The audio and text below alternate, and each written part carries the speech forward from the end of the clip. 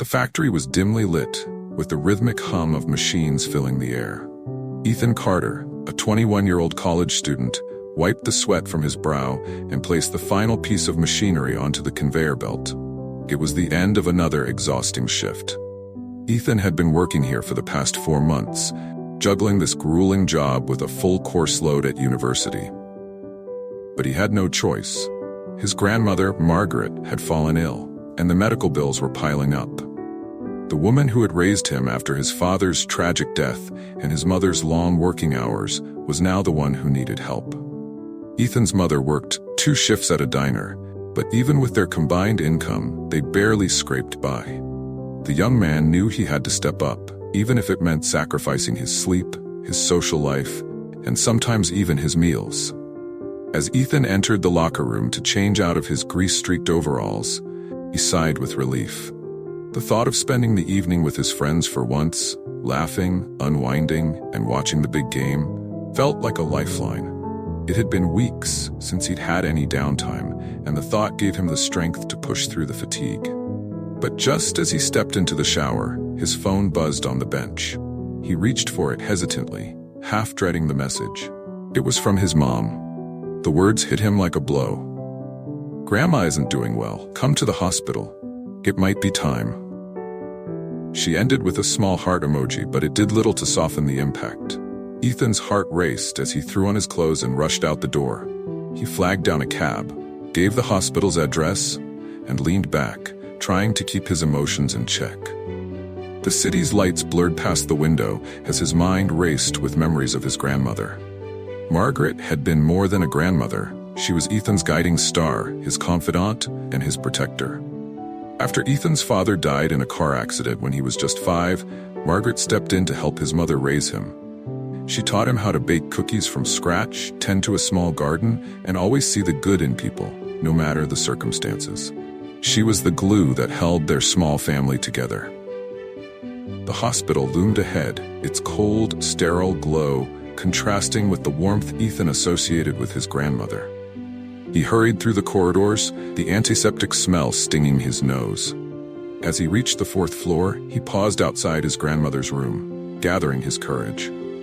He hated seeing Margaret like this, frail, hooked up to machines, a shadow of the vibrant woman who used to hum old tunes while kneading dough or knitting scarves for the winter.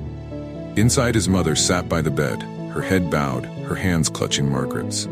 She looked up as Ethan entered, her face lined with exhaustion and worry. "She's very weak," she whispered, her voice trembling. Ethan knelt beside her, wrapping her in a firm embrace. "Mom, you've been here all day. Why don't you go grab a coffee or something to eat? I'll stay with Grandma." His mother hesitated. "I can't leave her, Ethan. What if?" Her voice broke, and tears welled up in her eyes. "I'll call you if anything happens," Ethan said gently. "You need to take care of yourself too." Reluctantly, his mother nodded and left the room, her steps heavy with worry. Alone with his grandmother, Ethan pulled a chair close to the bed. Margaret's breathing was shallow, her face pale. The old woman stirred slightly, her eyelids fluttering open. "Ethan," she whispered, her voice barely audible. "I'm here, Grandma," Ethan said, taking her hand. Margaret's lips curved into a faint smile. "You've grown into such a fine young man. I'm proud of you, sweetheart." Ethan blinked back tears. "Don't talk like that, Grandma. You're going to get through this." But Margaret shook her head weakly. "I know my time is near, Ethan. And that's okay. I've lived a good life. But there's something I need to tell you. Something important." Ethan leaned closer, his heart pounding. "What is it?" "In the nightstand at home, there's a key," Margaret said, her voice fading. "It opens a safe. Inside, you'll find letters and a little money I saved for you. It's not much, but I want you to use it to follow your dreams." Tears streamed down Ethan's face as he listened. He gripped his grandmother's hand tightly. "You didn't have to do that, Grandma." Margaret smiled again, her eyes twinkling with a glimmer of the strength Ethan remembered. "I wanted to. Promise me you'll open it after I'm gone." "I promise," Ethan whispered. The room grew quiet as Margaret closed her eyes. Ethan stayed by her side all night, watching the rise and fall of his grandmother's chest, cherishing every moment. In the early hours of the morning, Margaret passed peacefully in her sleep. Ethan and his mother were heartbroken, but they found solace in knowing she was no longer in pain. A week later, Ethan found the key his grandmother had mentioned. The safe contained a stack of old letters, photographs, and a small envelope with a few $100s. But what caught Ethan's attention was a handwritten letter addressed to him. "My dearest Ethan," it began, "you've been my greatest joy. I've watched you grow into a young man with a kind heart and a determined spirit. This money isn't much, but I hope it helps you achieve your dreams. Remember, the strength to overcome any obstacle lies within you. Never forget how much I love you." Ethan sat on the floor of his grandmother's study, holding the letter close to his chest.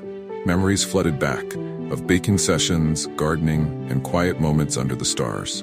He felt a wave of gratitude for the woman who had shaped his life. Ethan decided to honor his grandmother's memory by pursuing the dreams he'd put on hold. He left the factory job and threw himself into his studies with renewed determination. On weekends, he volunteered at a local community center, helping kids with their homework and sharing his own experiences of resilience and hard work. One evening, while sorting through his grandmother's letters, Ethan found a photograph of Margaret as a young woman.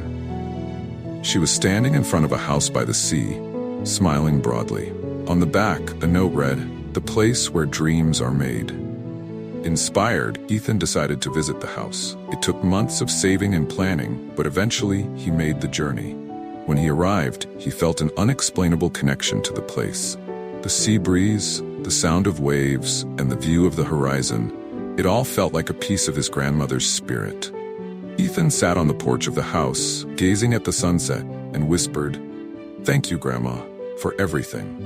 Personal reflection. Ethan's story is a powerful reminder of the sacrifices we make for the ones we love and the legacies they leave behind. His grandmother's strength, love, and wisdom continue to guide him, even in her absence. This tale resonated deeply with me, as it highlights the importance of cherishing our loved ones and carrying their lessons forward. Life is fleeting, but the bonds we share and the values we pass on endure. If this story touched your heart, don't forget to subscribe to our channel, Life Stories 365, for more inspiring tales like this. Help us spread positivity by sharing this video with your friends and family. And remember, every subscription, like, and share supports us in bringing you more meaningful stories. Stay tuned, because there's always another journey waiting to be told. Thank you for watching.